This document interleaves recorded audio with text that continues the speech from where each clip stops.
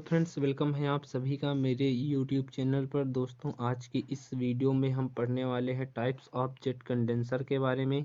जानेंगे कि jet condenser कितने प्रकार के होते हैं, क्योंकि फ्रेंड्स आपका जो एक क्वेश्चन आपके एग्जाम में टाइप्स ऑफ जेट कंडेंसर में पूछ लिया जाता है। तो फ्रेंड्स वीडियो ज़्यादा इंपॉर्टेंट होने वाली है आपके लिए, तो वीडियो के अंत तक आप ज़रूर बने रहें।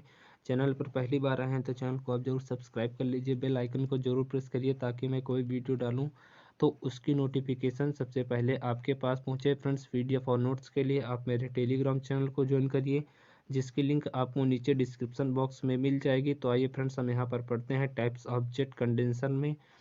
आपका जेट कंडेंसर का पहला जो टाइप होता है वो होता है निम्न तल जेट कंडेंसर, जिसको हम low level type jet condenser के नाम से जानते हैं। सेकंड आपका फ्रेंड्स होता है समांतर फ्लो टाइप, जिसको हम पैरेलल फ्लो टाइप के नाम से जानते हैं। तीसरा फ्रेंड्स आपका होता है काउंटर फ्लो टाइप्स, जिसको हम काउंटर फ्लो टाइप्स के नाम से भी जानते हैं। चौथा आपका होता है फ्रेंड्स उच्च तल या बैरोमीटर टाइप, जिसको हम high level of barometer jet condenser के नाम से जानते हैं। और आपका फ्रेंड्स पांचवा और अंतिम होता है इंजेक्टर जेट कंडेंसर, जिसको हम इंजेक्टर जेट कंडेंसर के नाम से ही जानते हैं। तो यहाँ पर फ्रेंड्स हम पढ़ेंगे जो आपका पांच में सबसे ज़्यादा इम्पोर्टेंट होता है समांतर फ्लो टाइप्स, तो इसके बारे में हम पढ़ने वाले हैं। तो आइए फ्रेंड्स, हम पढ़ते हैं समांतर फ्लो टाइप जेट कंडेंसर होता क्या है। तो सबसे पहले इसकी डेफिनीशन समझ लेते हैं, उसके बाद इसको हम विथ डायग्राम के माध्यम से समझेंगे। तो फ्रेंड्स, आपका जो समांतर फ्लो टाइप कंडेंसर होता है वो आपके काउंटर फ्लो जेट कंडेंसर के समान ही होता है, परंतु ये विपरीत प्रवाह के समान होता है। अभी आपको चित्र के माध्यम से समझाया जाएगा कि कैसे विपरीत प्रवाह के समान होता है। यह जो आपका संघनित्र होता है वह यह विपरीत प्रवाह से निम्न तरीके से केवल भिन्न होता है। जो आपका काउंटर फ्लो जेट कंडेंसर होता है उसमें ये आपका जो समांतर फ्लो जेट कंडेंसर होता है उसमें कुछ निम्न प्रकार की भिन्नताएं होती हैं, उसको देख लीजिए। इसमें पहला डिफरेंस होता है, इसमें भाप को खोल के ऊपरी सिरे से प्रवाहित करते हैं और इसके नीचे ठंडा करने वाले जो पानी को प्रभावित किया जाता है।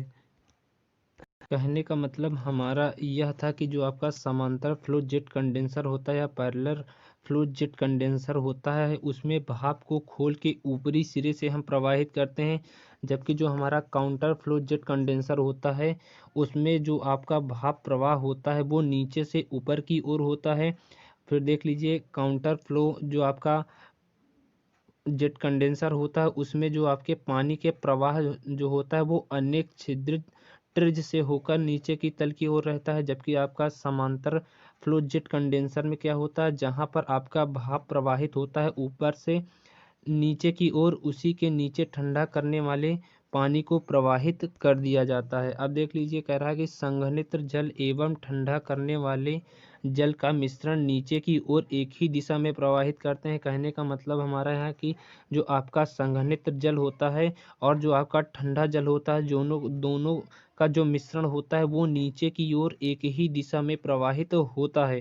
ठीक ना फ्रेंड्स। अब आगे देख लीजिए, कह रहा है कि और इसे पंप के द्वारा बाहर निकाल लिया जाता है। वहाँ पर हमारा एक एयर सक पंप लगा होता है जिसकी मदद से हम उसको संघनित जल को वहाँ पर बाहर निकाल लेते हैं, और जो हमारी वायु भी होती है एक्स्ट्रा उसको हम भी उस एयर पंप के द्वारा निकाल लिया जाता है। फिर कह रहा है कि एवं वायु पंप का प्रयोग करके हम खोल के अंदर उपस्थित वायु को बाहर निकाल लेते हैं। जो हमारा एयर पंप लगा होता है उसका काम ही होता है जो इसके अंदर जो उपस्थित वायु होती है जो हमारी एयर होती है उसको बाहर निकालने के लिए ही हम एयर पंप का प्रयोग करते हैं। इसके बाद कह रहा है कि कभी कभी एक ही पंप का प्रयोग वायु तथा जल दोनों को निकालने के लिए किया जाता है। तो यहाँ पर कभी कभी ऐसा होता है कि हम वायु और जल दोनों को निकालने के लिए भी हम एक पंप का प्रयोग कर लेते हैं। यहाँ पर आपको डायग्राम दिखाया गया है, इससे भी आप इस वाले डायग्राम से समझिए तो और समझ में आएगा। तो यहाँ पर अब बढ़ते हैं समांतर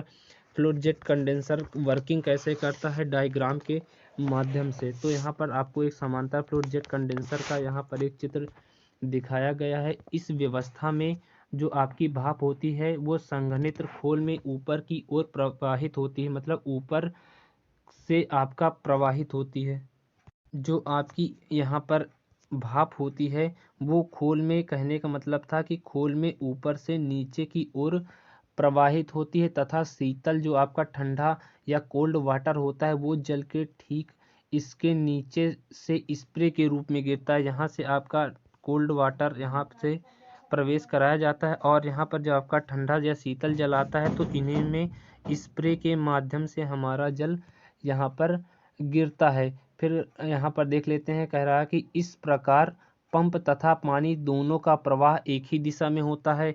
अब कहने का मतलब है जो आपका यहाँ पर ऊपर से भाप आया और यहाँ से आपका क्या आया, जल आया, कोल्ड मतलब शीतल जल आया, तो उस भाप और जल का जो प्रवाह होता है वो एक ही दिशा में नीचे की ओर होता है। अतः दोनों के आपस में सीधे संपर्क में भाप की जो ऊष्मा होती है वो पानी को ट्रांसफर होने से भाप संघनित हो जाता है। जहाँ से आपका ऊपर से भाप आया और यहाँ से आपका क्या, ठंडा जल आया, जब दोनों का मिश्रण होता है तो वहाँ पर आपका क्या होता है, जो पानी होता है या जो वाटर होता है वो हमारा संघनित हो जाता है। फिर कह रहा है कि जो हमारा वायु चूषण पंप लगा होता है या एयर सकर सैक करने वाला पंप लगा होता है वो हमारा यहाँ पर नीचे की ओर लगा होता है। फिर कह रहा है कि दोनों संघनित जल तथा कूलिंग वाटर का मिश्रण एवं हवा ऊपर से नीचे की ओर उतरते हैं। कहने का मतलब है कि यहाँ पर जब आपका भाप आया और यहाँ पर जब आपका क्या, यहाँ से आपका ठंडा जल आया या शीतल जल आया तो वहाँ पर आपका यहाँ पर जल आपका संघनित हो जाता है और संघनित होने के बाद यहाँ पर आपका दोनों, कहने का मतलब यह था कि जो आपका संघनित जल है यहाँ से आ रहा है तथा आपका जो कूलिंग वाटर का मिश्रण और जो हवा का मिश्रण है वो ऊपर से नीचे की ओर आता है या उतरता है। फिर यहाँ पर आगे कह रहा है कि जो वायु चूषण पंप होता है या जब वायु सक करने वाला हमारा पंप होता है वो वायु को खींचकर, मतलब जो हमारी यहाँ पर एयर आ जाती है उसको खींचकर इस रास्ते से बाहर की ओर निकाल देता है।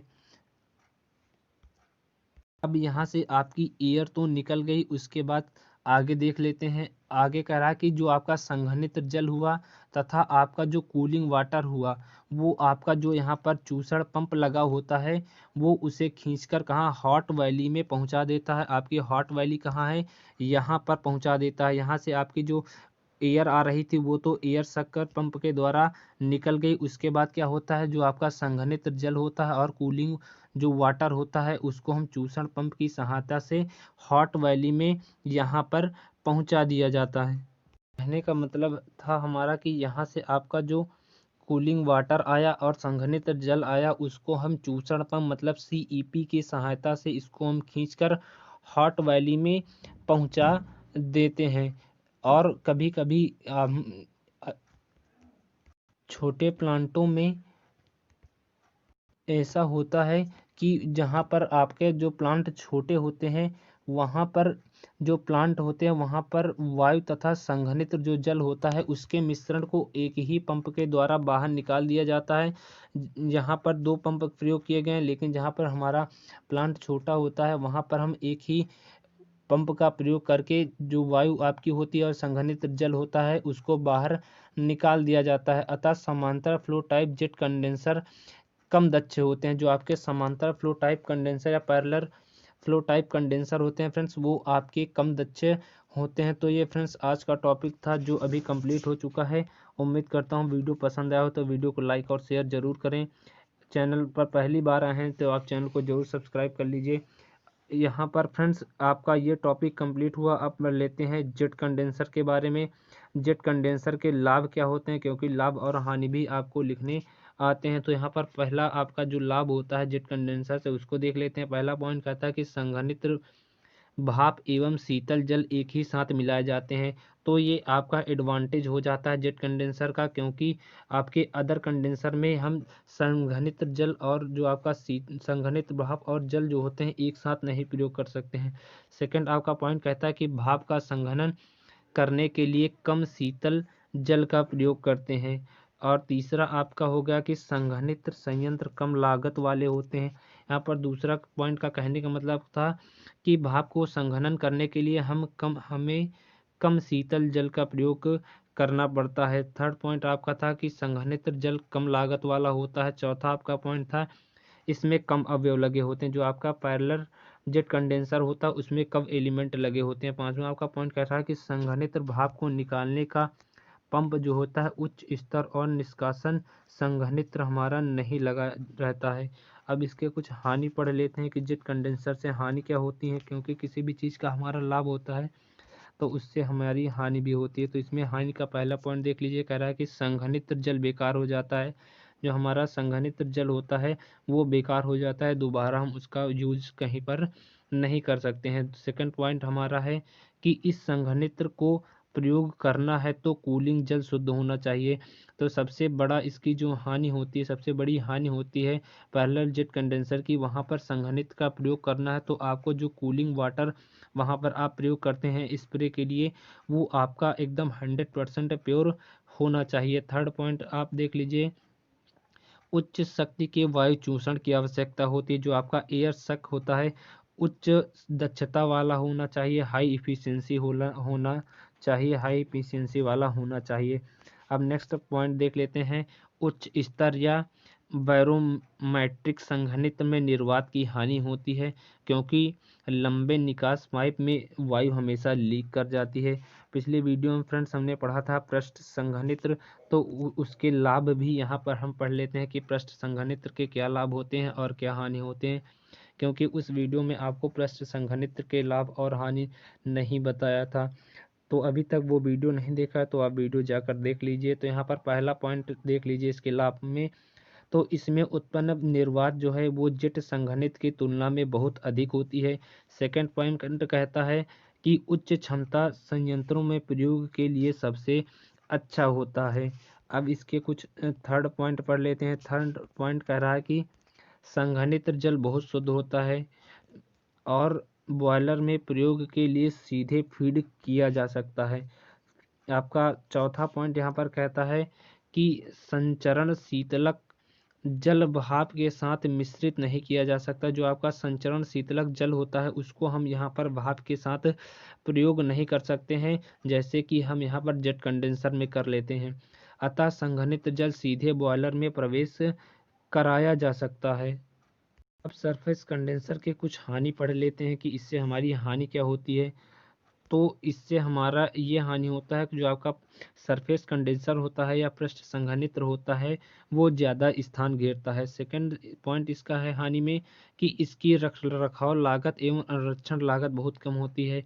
कहने का मतलब है आपके यहाँ पर जो आपका सरफेस कंडेंसर होता है उसकी मेंटेनेंस कॉस्ट बहुत अधिक होती है अन्य कंडेंसर के बजाय या अन्य कंडेंसर की तुलना में। अब जैसे हमें किसी भी बॉयलर किसी भी चीज़ का वैक्यूम इफिशियंसी निकालनी है, निर्वात दक्षता निकालनी है, तो उसके लिए आप फार्मूला याद कर लीजिए। यहाँ पर फार्मूला होता है संघनित्र में भाप प्रवेश भाप पर वास्तविक निर्वात और बटे बैरोमीटर भाप दाब का निरपेक्ष दाब। इसको जो आप भाग कर देंगे या आप इसे बटे में कर देंगे तो वहाँ पर हम वैक्यूम एफिशिएंसी या निर्वात दक्षता निकाल सकते हैं। इसकी डेफिनेशन भी आप इसी फार्मूले से लिख सकते हैं कि संघनित्र में भाप प्रवेश पर वास्तविक निर्वात तथा बैरोमीटर दाब भाप का निरपेक्ष दाब के अनुपात को ही हम निर्वात दक्षता कहते हैं। तो फ्रेंड्स आज की वीडियो का पूरा टॉपिक कंप्लीट हो चुका है। फ्रेंड्स उम्मीद करता हूँ वीडियो पसंद आया तो वीडियो को लाइक और शेयर जरूर करें। चैनल पर पहली बार आए हैं तो आप चैनल को जरूर सब्सक्राइब कर लीजिए, बेल आइकन को जरूर प्रेस करिए ताकि मैं कोई भी वीडियो डालूँ तो उसकी नोटिफिकेशन आपके पास पहुँचे और आप वीडियो वॉच कर सकें। फ्रेंड्स अपना कीमती वक्त निकाल कर वीडियो देखने के लिए बहुत बहुत धन्यवाद।